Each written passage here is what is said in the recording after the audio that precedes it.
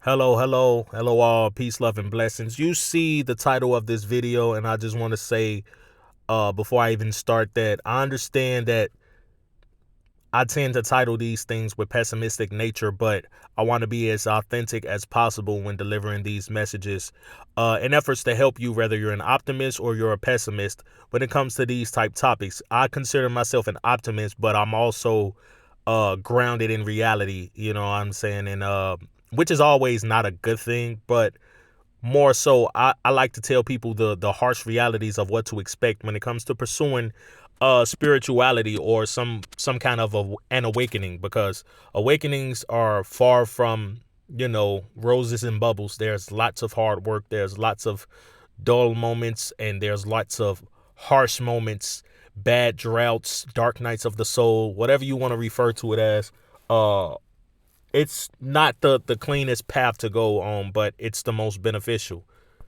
That said, I want to talk to you guys about how spiritually awakening has ruined my life, but it saved my spirit.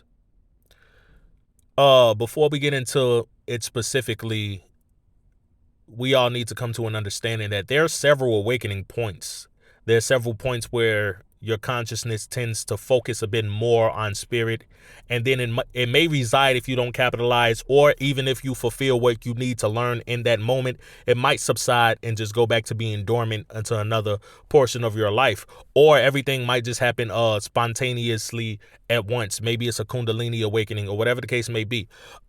In my case, it was definitely multiple stages to my awakening that stemmed from me being a child to being a teenager to being an adult. And if you search one or two of my older videos, I'll talk about my very first out of body experiences and spiritual experiences and, paranormal phenomena, whatever you want to refer to it as. I'll talk about that. It dates back really my earliest experience. I wasn't even born into a human vessel that I can remember.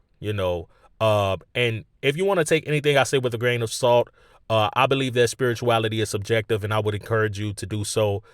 Just don't be too objective when it comes to relying on logic, because my favorite word in the universe, other than God and the universe itself, is magic.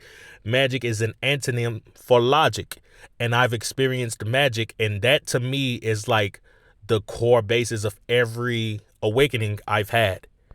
So I said I had experiences in the spiritual realm or in some kind of other dimension that even predates me being born into a human vessel that I remember. I said in the past video that I remember being delivered by three angels who were not of 3D model, but they vibrated with love and understanding and oneness within me. And it's one of the, if not the earliest experience that I remember.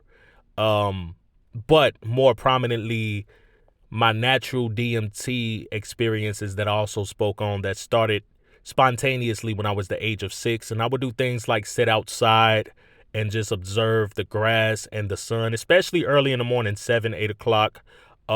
Sometimes it was triggered in dreams. Sometimes I dozed off at school, just the teacher is teaching and maybe I'm looking out of the window or I'm just staring blankly into a notebook and I'm completely somewhere else. So those were my first hints at awakening. And did I see that as a conscious awakening? Not really so, but I do see it as my energy, you know, essentially my conscious focus just went back to where it felt it belonged or where it came from in the first place. Some of these include vivid experiences that is 100% DMT experiences. Like I've watched hundreds of DMT videos, seen shorts videos, clips, excerpts, listened to Terrence McKenna, Joe Rogan. It's all the same every single time. It's definitely DMT. But also there are other spiritual experiences I have where things have structure and they mimic DMT in how potent the experience is and how significant it feels. So the biggest evidence of it being DMT related or spiritual based is it always feels or felt realer than reality. So if you want an in-depth description of what I'm talking about, then you can watch some of my earlier videos. I don't expect to do too many views because this isn't what that channel is about. It's not about becoming a successful YouTuber as much as it is documenting my own experiences. So after my childhood, the experiences kind of died down a little bit. I would have significant dreams and premonitions. Let's say I just fall asleep for the night. I would envision something, an entity talking to me or something communicating some form of intelligence to me that's helpful, that would definitely help me in my life, or something I could reflect on later. You know what I'm saying? But there was no more me being awake and having those type of random experiences where I just shoot off somewhere in hyperspace and my mind is fully gone because it was idle too long. I wasn't having too much of that. And I feel like, and this is all hypothetical, but I could have reached a point where I was just too influenced by what goes on here. I was watching a lot of TV. I was listening to a lot of music. My diet was horrible. I took a lot of fluoride. Whatever. All of them could have contributed, but my focus was no longer, my antenna was bent when it comes to experiencing elsewhere. And I'm going to get to that a little later because I feel like I'm kind of going through that now. Nonetheless, throughout those teenage years, and it's very, very incredible to look back on now. It's like I 100% never expected it to happen. I didn't remember having them when I had them. Usually time would pass to trigger these type memories and I go, hey, I remember this and this happened and that happened. And basically I tell anybody and they automatically think I'm insane. So what I would do is withhold that knowledge for obvious reasons. And that came out to be a bit detrimental because a lot of the experiences I lost. I remember one of my favorite ones was when I was about 14. I was just at a park. It was nighttime. At that time, me and my brothers were always outside. We were roaming the streets. We were playing with friends, just doing regular child things. And then something just told me to branch off. Something just told me to branch off and just rest, take some time out and just, I don't know, some form of sadhana, just kind of sit and observe. And when I did that, I see this blue orb. Now, I'm going to make an entire video about this blue orb because it seems to have followed me my entire life. And I have reason to believe that it's significant to my spiritual self, or it might be a spiritual embodiment of my conscious focus. And this isn't even the last time I experienced this orb. I just experienced it in another paranormal sense recently. And I think I told you all about that. I did. That's also in another video. But at this particular point in time, I remember sitting on the bench at the playground. And this blue orb was just like on the fence. It was a black fence. And it was on the fence. And it was like signaling me without movement, without words. It was signaling me. It was bringing me closer to it. I can tell if it was helping me do something. I couldn't tell if it was trying to get my attention or attract me. But what I do know is that it was connected to me and it was making some effort of contact. And then miraculously, this orb turned into this anime looking character with the closest I can. And for those who've watched the show, they're going to say, oh, you're a weeb. This is very, very corny. I'm going to actually put the picture up. The closest I can make out it to be, and I don't think it is this, but it closely resembles them. And the ironic part is the name, right? So if you're familiar with the show Magi, now, did it look exactly like this? Not quite, but I'll tell you, the face is spot on. The hair was a similar blue. I don't think it was as long. The hat was a bit different, and I don't really remember the outfit. So I went on to do some research and I learned that the show came out in 2013. Now I was 14 in 2012 when this experience happened, and I didn't go on to watch this show till about 2021. So this is a rhetorical scenario in my life where there seems to be information that predate when I consciously experienced them. So perhaps this was some form of a premonition, but I seen this Magi nonetheless, and it was smiling at me. And the most significant thing about the Magi is it refused to lose its smile, and it was just looking at me, and the look was like, I know you don't understand me, but I understand you. I know you're ignorant, and I want to help you. All of that was spoken without words. And I remember some indecipherable trick being done before the Magi returned back to a blue orb, and just I snapped to, and I'm back, and I'm like, hey, did that just happen? And trust me, there was other experiences from that time period that I absolutely loved. I think that was my favorite always. Since watching it in 2021, I always thought Magi was a cool character.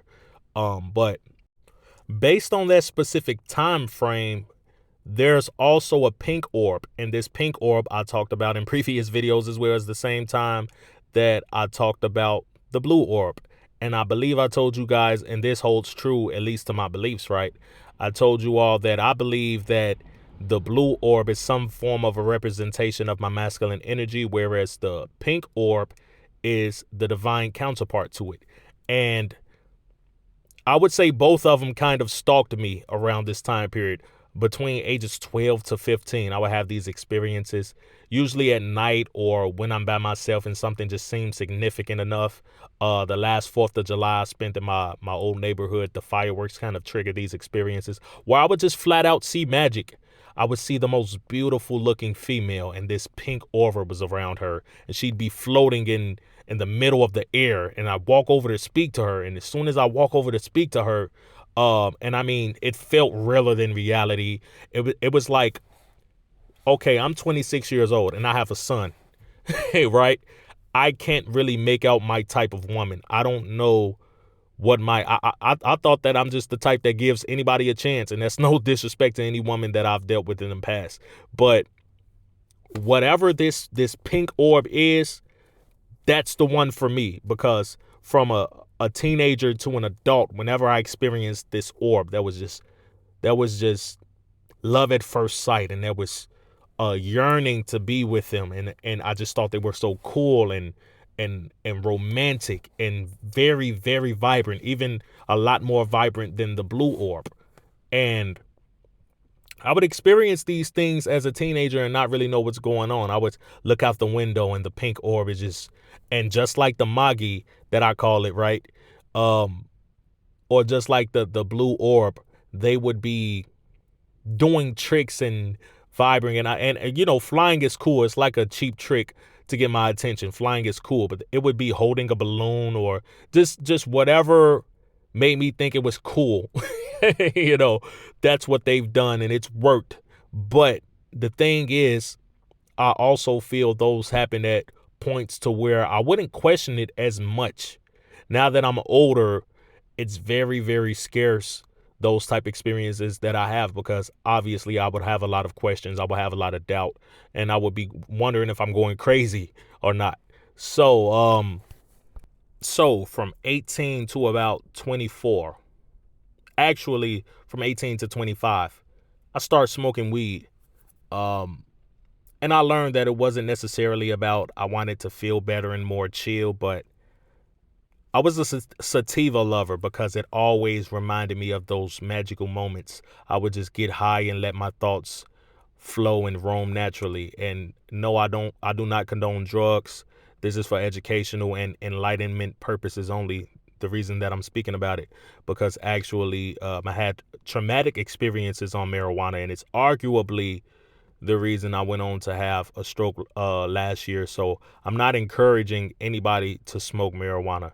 But for that particular point in time, from being an adult now to present day, minus the past 15, 16 months, I've been sober. But that was my substitute to magic. And I've had awakening. My most prominent awakening was a knowledge awakening.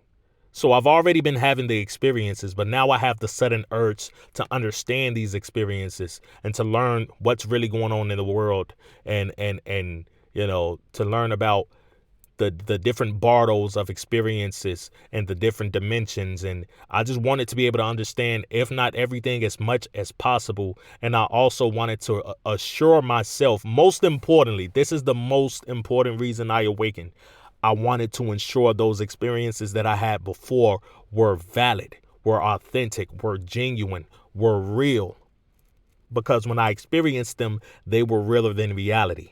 And then I'd smoke weed, and sometimes I get the craziest epiphanies and forms of information and just downloads even. And people would call me crazy and say, that's impossible. You did not experience that on weed. And I tell them I did. I listened to binaural beats. I meditated. I smoked weed. It was almost ritualistic. And I would just tell these, and I would be so excited to sound ignorant to people. And it was really, it's depressing to look back on, just knowing people took your knowledge for granted. But at the same time, you really can't blame them when we're psychologically wired to believe certain things and to behave in certain ways. So I cannot be mad for them for thinking that these things are ignorant. It's only logical. It's indoctrinated. So basically, present day, what I'm experiencing, my deja vu is the absolute strongest. But so is my depression, my misery, my lack of nourishment. My awakening has brought me this most recent awakening was about 2021. That's when I got into astrology, and that's when, I said I'm going to take the test of the universe and I'm going to try to pass this thing and figure out all there is to figure out. And I said, this will explain everything I've experienced in my life. But make a mental note. Around this time is when I started to remember that I had those experiences as a child and as a teenager. Growing up, I was just so distracted or, just too indulged in ego that I would have those experiences and then they're gone the next day or the next few days or whatever the case may be. But at this particular point in time, it's to the point where I'm waking up and I'm like, wait, I remember this. Or I'm at work and I'm on the forklift and I'm doing something. I would go, wait, I actually experienced magic. I have to try to learn what that is. I have to figure out, why did I experience that? Was it God? Was it DMT? Whatever the case may be. Mind you, I had just started watching the DMT videos and I automatically loved them and I wondered why. I'm like, it's just something about this drug. Something about it. And then I will go on to say, this is not a drug. This is real. I've experienced this naturally. This is not a drug. They cannot treat this like it's a drug and call it, a narcotic or something like that. And to devalue this, the most potent, I definitely genuinely believe this is the spirit molecule. The more research I did on it, I was getting closer to remembering that I had those experiences naturally. And then one day I woke up and I felt like, wait a minute. People are taking doses intentionally to experience something that I've been experiencing forever, essentially, for free. So that's telling me right then and there, this has to be connected to spirit. This is something potent. I'm supposed to experience that. I'm supposed to be there. That might be the true nature of reality. That might help form the core basis of this conscious experience that we're dealing with, that we collectively call life on earth, or something else of some other divine articulable experience. But it's bigger than just phenomena. That's what I woke up one day and realized. And I said, I used to sit outside in the grass and just whoosh, shoot off into the hyperspace that people talk about. And I don't have ego, but I'm consciously present and I'm more awakened than I've ever been. I'm more attentive than I've ever been. And so much is happening, I can't put it into words. Now, I'm saying all of these things. I'm making all of these conclusions, right? And at this particular point in time, I had a high tolerance to weed, and I was no longer experiencing pure magic. the light was dimming, you know, and at the same time, I'm learning I'm finally harnessing the information that I need to be able to explain what I was experiencing, but now I'm no longer experiencing it. Up until I had what I would call, what I believed at the time to be a twin flame relationship.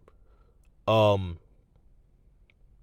Actually, even though in ego I'm a heterosexual male who loves to consider himself masculine and prideful, I believe I'm the divine feminine more so than I am the divine masculine. And even when I seen the blue orbs and the pink orb, I always vibrated more to the pink orb. I was just definitely attracted to it. And maybe because as a masculine, I'm supposed to be attracted to feminine energy, or maybe because it resonated more with my spirit. I have reason to believe both, but the latter kind of edges it to me. But when I was in that relationship, there were several synchronizations.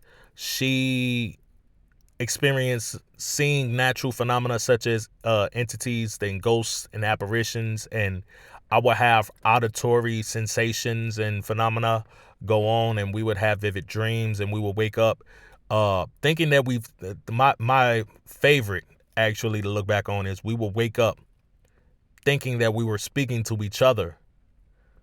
But when our egos come into play, we're both in doubt. Like, I will wake up and I definitely am communicating with her. And she would be waking up at the same time and she's definitely communicating with me. But our egos are silent. We're the observers. And we're looking like, are you talking to me? Did you say something to me? And we're both being doubt like, no, I just woke up. Well, we were just talking. No, we weren't. Yeah, we were. We were. It would be like that. And it happened about 5 or 6 different times. Very, very strange relationship, but I do believe it's a twin flame relationship due to the synchronizations, due to the harsh nature. Every disagreement felt cosmic, and we felt like complete opposites from each other, but opposites attract. So that's why we got with each other and we had a child. And ironically, my son's birthday is February 2nd, 2022. So that's 2/2/22. And after his birth, everything really kind of just dulled out for me. And then the relationship ended on mutual terms. And at that point in time, I was still gaining spiritual knowledge. And then sadly, I flirted with an episode of psychosis that lasted about a month or two. I was able to hide what I was going through. It was looking back on it, it was hell, and I should have sought help. I should have went and got medicine, or even, I should have sought mental health help. Genuinely, I was going through hell on earth, and I was afraid, and my vibration was very, very low, and I can tell if it was spiritual or mental, but I do know it was the scariest experience of my life. And I went through a month or two of it all by myself inside of my own head, trying to be normal on the outside. And I would go on to try to function normally up until I have a stroke. And after having the stroke, life really, really got dull to me. But I continued to have the deja vu. And then all of the knowledge, everything I experienced, it started to explain itself in random downloads or signals or hints that I would see in television, even, or just walking to the store. Certain symbolisms just taught me, hey, this is what this was, and that's what that was. So now that I'm 15 months sober, because I do believe the marijuana helped trigger the stroke, I believe I didn't have enough oxygen in my brain. That's a story for another day. Now I'm at this portion of my life where I'm desensitized to anything egotistical. I absolutely do not care for it. I don't care about being famous or being popular on social media or having the best clothes and the baddest females, as people would say. And I know why I'm so desensitized to it. And scarily enough, I like to tell people that I went through an ego death, but that's just me being cocky because my ego is still prevalent and I fall victim to it every day, depending on what the situation is. I often show signs of ignorance that is fueled by my own ego. But August 18th, 2023, when I had that stroke, I knew I came back different. I lost my consciousness for about 30 seconds. But what I noticed is I was anticipating magic. I was anticipating something similar to what I'd experienced when I zoned out. And that was the only time I didn't get it.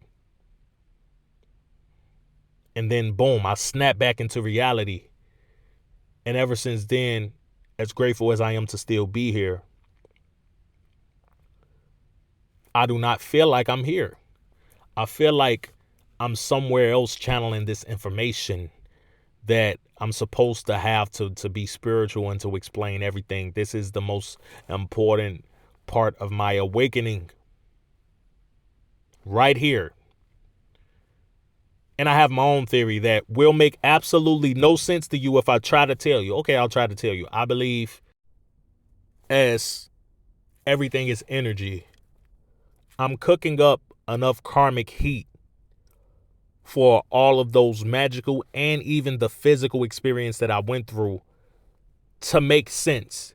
That way it can be played out karmically, repeated, or even different things can happen. And essentially I save my ego and I save my life and I prolong it.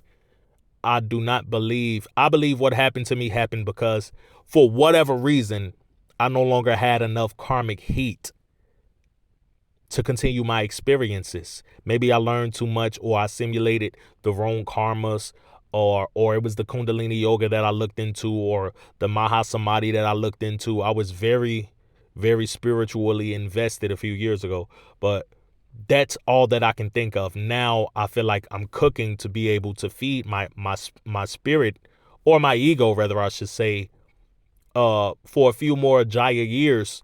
And when I say a few, I'm talking another 20, 30, 40, 50, 60, whatever the case may be. I pray to live a long, healthy life, but as of right now, there's a lot health-wise that I'm dealing with, and I'm hoping to turn those things around. But that's the best way I can spiritually analyze what I'm going through. It's like my consciousness is cold. My heart is cold. I'm not really attached to anything here because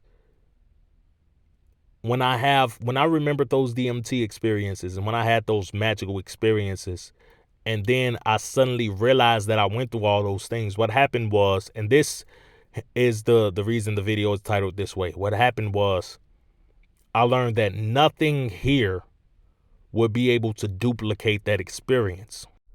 No form of love would be as or more potent as that pink orbs. Nothing would seem as cool to me as the blue orb. Nothing would feel as real and as indulging as those natural DMT experiences that I've had. Nothing would seem to matter as much or more than those out-of-body experiences that I've had. Nobody would be able to tell me anything that matters more than that of the DMT machine elves. So right now in present time, and honestly, this is reflective of my own vibration that I'm working on, and I fully acknowledge that. But the worst part of my life, the most dull, is when I wake up and I have to focus on everyday life. That's right. When I get to daydream, I love it. When I lay down and I know that I'm going to have some kind of dream or paranormal phenomena or whatever the case may be, even a nightmare, I prefer it. When I listen to certain songs and it triggers these old memories, I fall in love with those things, and it really makes me love the song, even if it's a song that I otherwise wouldn't care for at all. But I was a sports fan and I watched these games and my team wins and I'm like, Okay, what now? How did this really help me? You know, or I play video games or whatever the case may be. I buy a pair of shoes that I feel like people will love, but it's not giving me anything back. So that's the point that I'm at right now. And I've been through psychosis, physical health declining. I've been through it all, and yet spirituality is still an inevitable part of my reality. And I have to learn how to nourish my now awakened spirit. I feel my spirit is the one that's more invested over here than my ego now. And my ego isn't the one suffering, it's my spirit.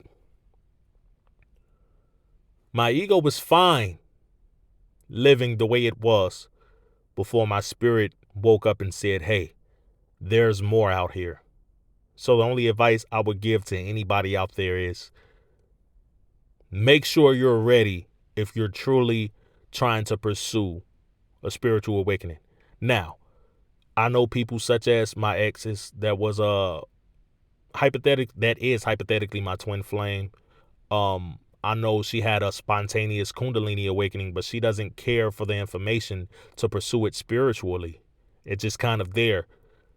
I had several portions of spiritual awakenings or increased spiritual sensitivity that, you know, was like up and down, up and down, up and down, you know.